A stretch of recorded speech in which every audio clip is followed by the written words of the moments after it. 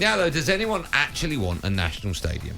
What goes around comes back around. Ready! It defies description. How about sensational? How about superb? I mean, it needs something. It needs a good old shake-up. It's measurable. I think I speak on behalf of most Man United fans when I'm going to say this. I really don't think that Man United should be knocking down that stadium. One of the biggest stages in world football. It has this certain aura and electricity around it. The 93rd minute at Old Trafford.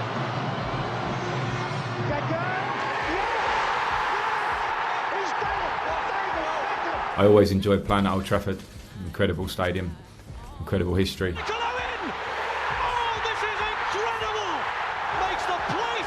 At Spurs Stadium as the benchmark, it's got 7 Beyonce concerts, it's got NFL, it's got the go-karting, it's got back boxing, and all of that, Manchester United's not fit that.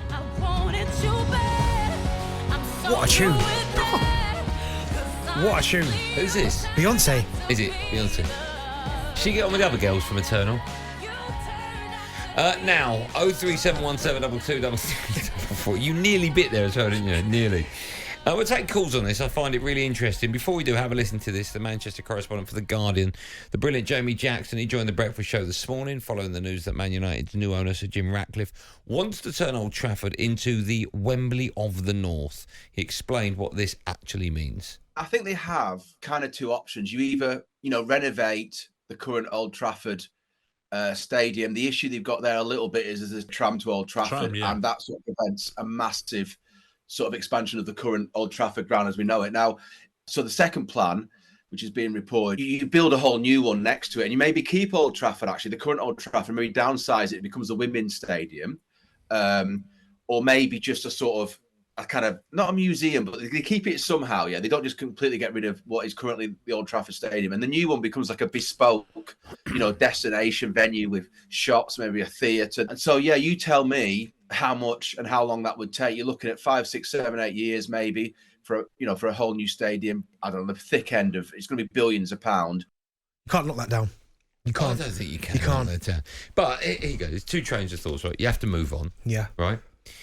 But, of course, it's such an iconic stadium, and they've had so many unbelievable nights of football there. So many, some of the greatest players ever to walk the planet have played on that pitch as well. I know the dressing rooms aren't the ones they used to use in the 60s and 70s, etc. But still, the stadium itself is incredibly iconic.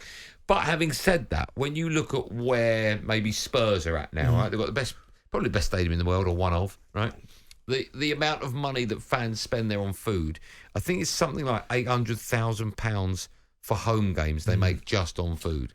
They do Beyonce or concerts, concert. But, so NFL's there now. They've got so many outgoings, right? And that means, of course, their income is a lot more. And that means they can spend financial fair play. They can spend a lot more money. So if you're meant to be one of the biggest clubs in the world, right, you have to compete with everyone on every level, not just on the pitch, but the pitch itself and the stadium surrounding it. So I can understand why Sir Jim Ratcliffe, wants to change things around. I just think there's a very thin line between Manchester United, what the club's about, and the history of it. Yeah, and also, I just don't think it's as simple as just smashing it down. They did it with Wembley. They did it with Spurs. But you think about the history that's in that football. I know you have to move on, but Manchester United and Old Trafford is not like no other stadium, is it really? We just think about the trophies that are up in that place. I would prefer to see Manchester United maybe just, whatever they're going to do it there. So if you are going to rebuild it somewhere, maybe fix the stadium, fix the infrastructure. Maybe do that rather than completely knock it down and moving.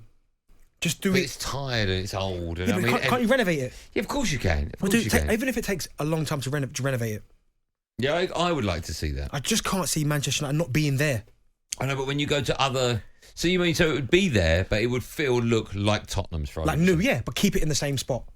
Okay, we'll take calls on that. I think it's interesting. 03717 223344. What do you make of the fact that he's trying to get the government to put money into this? Yeah, so that's not great. But that will be on the back of having a Wembley of the North, right? So in theory, because so many football fans and clubs have moaned that there's two northern clubs in an FA Cup final, they've all got to come down to London, right? Capital. Yeah, but I get that argument, but it's a long, long way. Do you think maybe there should be some kind of national stadium either in the Midlands or in Manchester? No, I don't think you necessarily need one, like two national stadiums, one in the south and one in the north, because Wembley, of course, is the iconic stadium. I get that, but there are so many special stadiums that are up north that you don't necessarily need a national stadium up north. You've got so many. Old Trafford, I know they've got to sort that out. Etihad, fantastic stadium. Villa Park, brilliant. Newcastle, huge. Sunderland, massive. There's big. Everton's new stadiums coming into the next couple of years. There's so many iconic stadiums up north. You don't necessarily need to go and build a brand new one of the north. Do you know what I mean? There are options. One of the things, or one of the reasons why they need to put a brand new infrastructure into football clubs and football stadiums is to get the punt of the football fan into the stadium a lot earlier to spend more money, right? I don't know how this works with Spurs, because part of your game day experience is I'll meet you in the pub, we'll walk to the ground together, you go to the burger bars and all that sort of stuff. Yeah. But if you've got a ground, maybe Spurs fans can phone up and answer this question. If you've got a ground that's brand spanking new and the food in there is to a much better level and the beer in there is wonderful and it's a lot cleaner, it's friendlier, will football fans get to the ground even earlier to have that experience inside? Or do you think that sort of match day experience of going to the pub, going to the burger, do you think that will always remain irrelevant of what the... Well, I always feel, obviously, money is a big issue, but I definitely think if you start not making the food better, because you've got to do that, and then you're trying to get more people to come into the stadium, I always think, well, what happens to the burger van that's outside? Yeah. That's had that burger stand there for 50 years or 40 years in his family. Yeah, I agree. All of a sudden, they become redundant. And the pubs will be empty. The pubs will be empty. Yeah. Do you know what I mean? But I get it from a Spurs perspective. If you can have, because their stadium is magnificent, if you could have all of that under your one, all the pubs in there, like the bars, the food, all under one roof, then of course they're going to make money. Have you been to Spurs? Yeah. The new stadium? Yeah. Have you been on a match day? Yes. Okay. Very, very discreetly. Okay, yeah, of course. So friends of mine have got really nice season tickets there, right? Yeah. And I think I've been 3 times, right? And the rest probably. And the experience you get there, you go up these escalators, it's like you're in a brand new airport, and then you go into this lounge and there's food. The food's beautiful. You're sitting in what looks like a bar that wouldn't be out of place in the city. I mean, the whole experience is incredible. It really is wonderful. But it's like going to the theatre. But I don't know if that's what I want. That's from exactly football. what I was going to say to you. Is that the football experience? Because it's not, is it? Yeah. See, I like drinking tea out of a styrofoam cup. Right? Yeah, you ain't getting that here. You ain't getting that there. You're going to get a nice cup, cup and saucer and all that. Well, is the football fan changing then? Because you're right.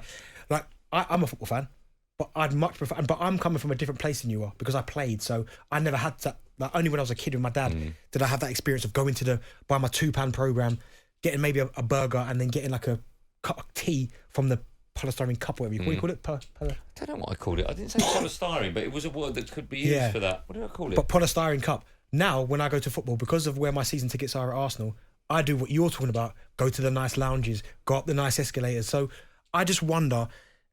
Styrofoam, I called it. What is that? I don't know. Styrofoam Is that cup. like a microphone? Styrofoam What's cup. the thing you shout into? What's a styrofoam cup? What's the thing you shout into? A mic. No, the thing with, hey, you just got a big thing on the end. Vuvuzela. You know, is it called a megaphone? When people are making it announcement, chants, we don't want that. You know. Who's chanting, we don't want that?